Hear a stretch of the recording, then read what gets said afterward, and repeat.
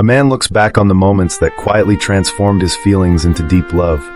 The first spark, the everyday routines that became sacred, the hard conversations that proved trust, and the shared experiences that made the world feel brighter. He invites you into a clear, heartfelt reflection on how love is built step by step, and why one woman became his favorite place to return to. Chapter 1. The first spark I didn't expect. I used to think love was loud. I thought it would arrive like a big sign, like fireworks, like a moment so clear that I couldn't miss it. But with you, it started softer than that. It started with a simple day and a simple conversation. I remember noticing the way you listened, not just waiting for your turn to speak, but actually listening like my words had weight. You had this calm presence that made the noise around us feel far away, and when you smiled, it didn't feel like you were trying to impress anyone. It felt real. At first, I told myself it was just attraction. I told myself it was just good timing. But then I caught myself replaying little details after we went our separate ways.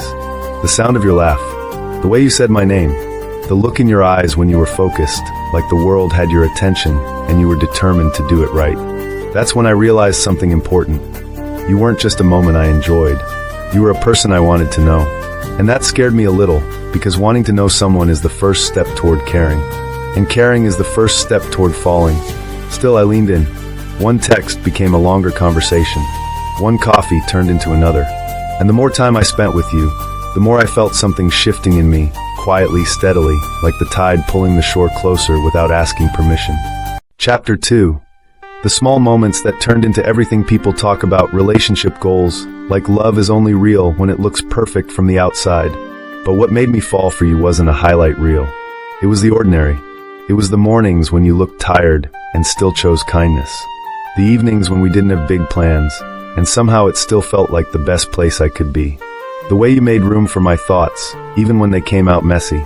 I fell in love with how you cared about the little things. How you remembered what I liked without making a big deal out of it. How you checked on people. How you could be strong without being hard. And I fell in love with the way we became a team without announcing it. We started moving through life together, not in some dramatic way, but in a steady rhythm. We learned each other's habits. We learned each other's silences. We learned what "I'm fine" actually meant. I remember realizing that I missed you even when nothing special happened. I missed you when I bought groceries. I missed you when I saw a joke you'd laugh at. I missed you in the middle of a normal day, and that's when it hit me. You had started to live in the background of my life, not as a distraction, but as a kind of comfort. You were becoming my favorite part of every day.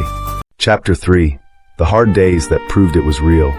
Falling in love is easy when everything is light. Real love shows itself when life gets heavy. There were days when I was stressed, distracted, not my best self. Days when you could have pulled away, when it would have been easier to match my mood or protect yourself by creating distance. But you didn't play games. You didn't try to win. You chose honesty. You asked real questions. You spoke the truth with care. You made it safe for me to admit what I was feeling, even when it wasn't pretty.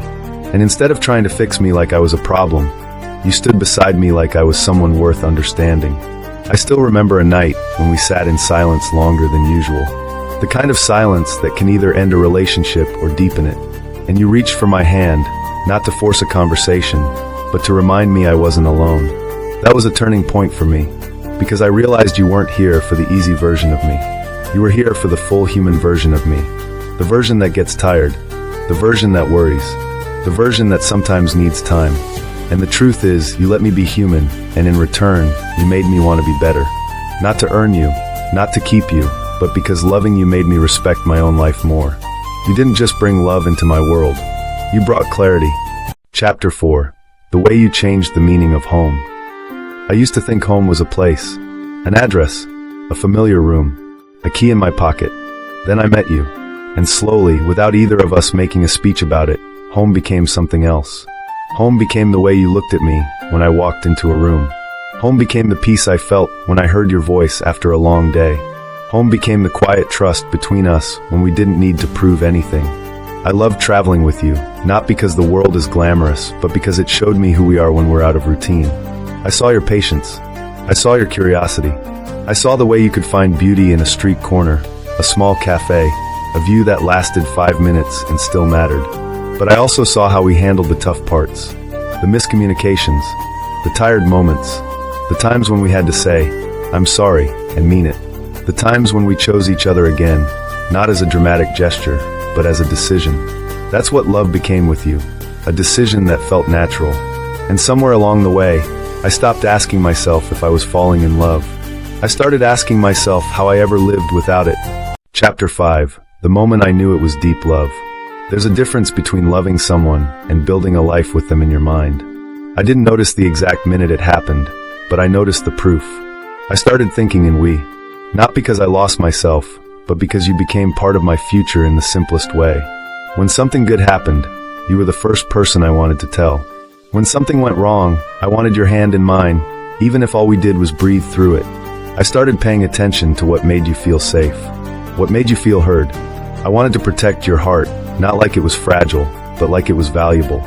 And then there were the quiet moments that landed like truth. Standing next to you, watching a sunrise, feeling that rare kind of peace that doesn't need words. Sitting across from you at a table, realizing I didn't need a different life. I just needed more of this one with you in it. That's when I understood. I wasn't chasing a feeling anymore. I was choosing a person, you. And the love I have for you isn't just emotion. It's respect. It's gratitude. It's the steady confidence that your presence makes my life more honest, more hopeful, and more alive. If this speech touched you, subscribe to the channel, turn on notifications, and give this video a like. Comment what line hit you the most, share it with someone who believes in real love, and help us reach more hearts with stories like this.